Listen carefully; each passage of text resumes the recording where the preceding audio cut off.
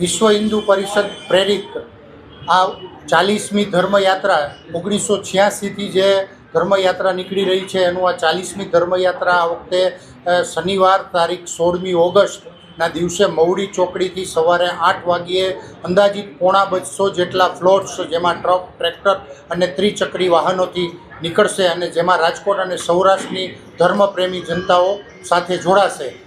સાથે સાથે આપણા ધર્માધ્યક્ષ તરીકે રાજકોટ સ્વામિનારાયણ ગુરુકુલના દેવકૃષ્ણ સ્વામી, આપણા પરમાનંદજી આર્ષ વિદ્યા મંદિરના અને BAPS મંદિરના કોઠારી સ્વામી અને અપૂર્વ મુનિ સ્વામી, ટીવી સ્વામી જેવા સંતો અને મહંત તો આ સભામાં ધર્મસભામાં હાજર રહી સાથે સાથે રાજકીય આગેવાનો અને અન્ય સામાજિક આગેવાનો પણ હાજર રહી અને આ ધર્મસભાનું સંચાલન કરશે. અને આ સભાના સંચાલન અને મુખ્ય વક્તા તરીકે અશ્વિનભાઈ પટેલ કર્ણાવતીથી વિશ્વ હિન્દુ પરિષદના મહામંત્રી તરીકે હાજર રહેશે.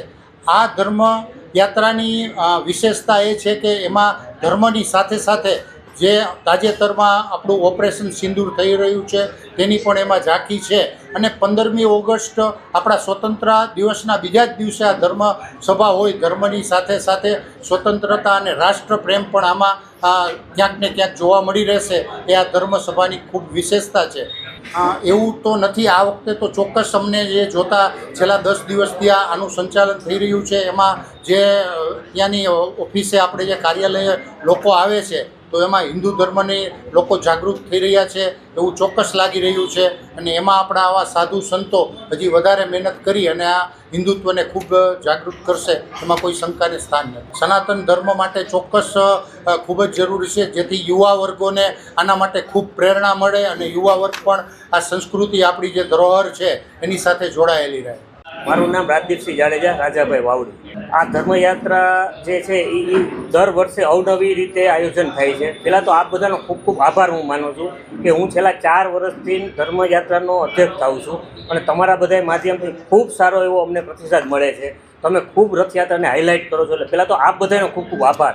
આ વખતે ઓપરેશન સિંદૂરને લગતા બધા ફ્લોટ આપણે રાખ્યા છે અને લોકોમાં જાગૃતતા આવે અને લોકોમાં દેશભાવના થાય એ માટેનું આ વખતનું આપણું છે.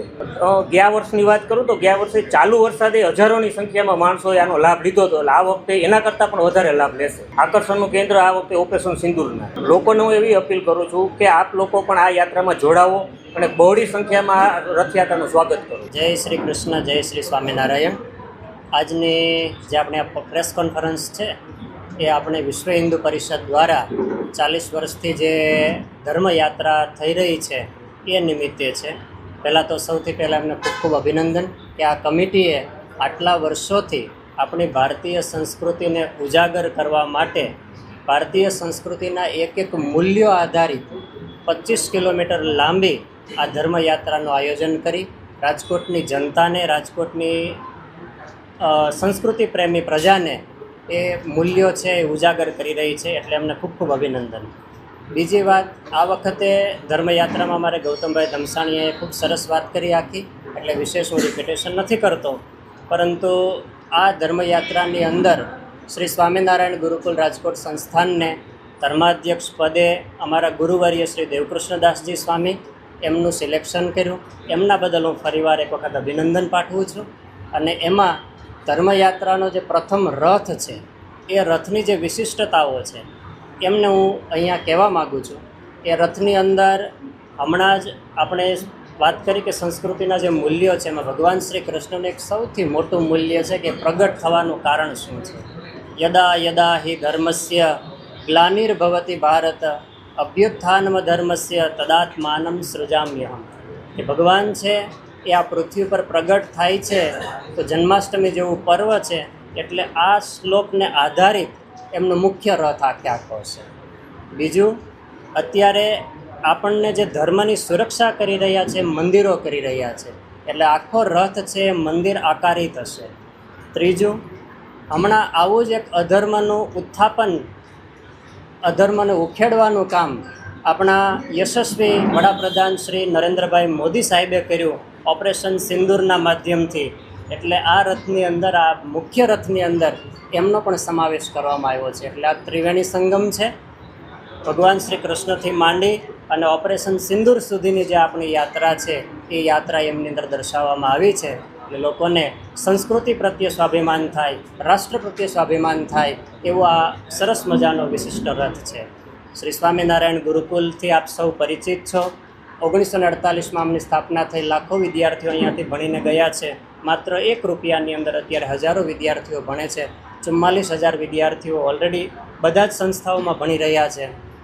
અને અત્યારે 1 રૂપિયામાં ભણીને ગયેલા વિદ્યાર્થીઓ પોતે 1 રૂપિયો કાઢી અને આ સંસ્થાની અંદર યોગદાન આપી રહ્યા છે, જેને 1 બૂંદનું અભિયાન અમે ચલાવી રહ્યા છીએ એ કહેવાય છે. ભલા સજ્જનો, આ પ્રસંગે આપ સૌને ગુરુકુલ તરફથી આ ધર્મયાત્રાની અંદર જોડાવા માટે હું સૌને આમંત્રિત કરું છું અને સૌને હૃદયથી પ્રાર્થના કરું છું કે આ ધર્મયાત્રાનો ખૂબ વિશેષથી લાભ લેજો. આ સાથે શ્રી સ્વામિનારાયણ ગુરુકુલે કન્યા ગુરુકુલની પણ સ્થાપના કરી છે અને અત્યાર સુધી કુમારો માટે સંસ્કારનું કાર્ય કરી રહ્યું હતું. હવે દીકરીઓ માટે પણ સંસ્કારનું કાર્ય આવતા જૂન મહિનાથી શરૂ થઈ રહ્યું છે. જેમની જમીનના દાતા અમારે વસંતભાઈ લિંબાસિયા અહીંયા બેઠા છે, એમને કાળજાની કટકા જેવી હાઈવે ટચ જમીન એ એમણે દાનમાં આપી છે અને આવતા જૂન મહિનાથી એ પણ કાર્ય શરૂ થઈ રહ્યું છે. ત્યારે આપ સૌ એમનો પણ લાભ લેશો એવી પ્રાર્થના સાથે જય સ્વામિનારાયણ. સાંજ સમાચાર ફેસબુક પેજને લાઇક કરો, વિડીયો શેર કરો અને વધુ વિગતવાર સમાચાર માટે sanssamachar.net વિઝિટ કરો.